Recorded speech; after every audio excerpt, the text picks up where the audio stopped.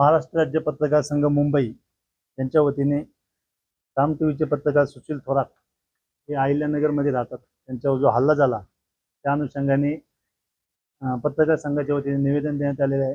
सदरचे निवेदन आम्ही वरिष्ठांना पाठवून ज्यांनी कोणी हल्ला केला आहे त्याच्यावरती कडक कायदेशीर कारवाई करून पत्रकारांवर यापुढे कोणत्याही प्रकारचे हल्ले होणार नाही याबाबत आम्ही दक्षता घेऊ आणि पत्रकारांना सर्व प्रकारचे संरक्षण देण्याचा 100% प्रयत्न करू. महाराष्ट्र राज्य पत्रकार संघाच्या वतीनं आज पारनेर तालुक्यातील सर्व पत्रकार बांधव आम्ही या ठिकाणी उपस्थित झालेलो आहोत.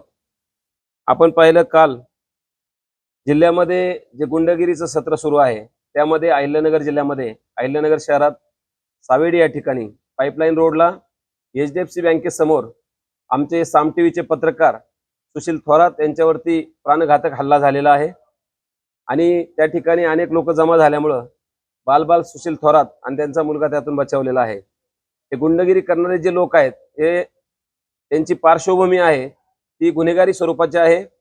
यापूर्वी सुद्धा त्यांनी अवैध धंदे केले आणि अवैध धंद्यांची बातमी सुशील थोरात यांनी दिली होती. तोच राग मनात धरून किरकोळ कारण काढून सुशील थोरात यांच्यावरती तो प्राणघातक हल्ला झालेला आहे. महाराष्ट्र राज्य पत्रकार संघाच्या वतीनं आम्ही सर्व पत्रकार बांधव या घटनेचा जाहीर निषेध करतो. त्याचप्रमाणे सदर घटनेतील जे गुन्हेगार आहेत, हल्लेखोर आहेत, त्यांच्यावरती कडक कारवाई व्हावी, मकोका अंतर्गत त्यांच्यावरती कारवाई व्हावी अशी आमची विनंती आहे. आणि जिल्ह्याचे SP साहेब असतील किंवा पारनेरचे आपले PI साहेब असतील यांना आम्ही विनंती करतो सदर हल्लेखोरांवरती कडक कारवाई करण्यात यावी, जेणेकरून येणाऱ्या भविष्य काळामध्ये कुठल्याही पत्रकारावरती हल्ला होणार नाही.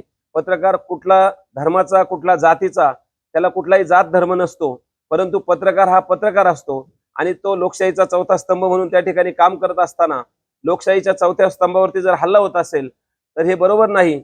अशा वेळेस आपल्या पोलीस विभागाचं त्या ठिकाणी काम आहे की अशा हल्लेखोरांना तत्काळ अटक करून त्यांच्यावरती मकोका अंतर्गत गुन्हा दाखल करावा. महाराष्ट्र राज्य पत्रकार संघाच्या वतीने अशी विनंती करतो. जय हिंद, जय महाराष्ट्र.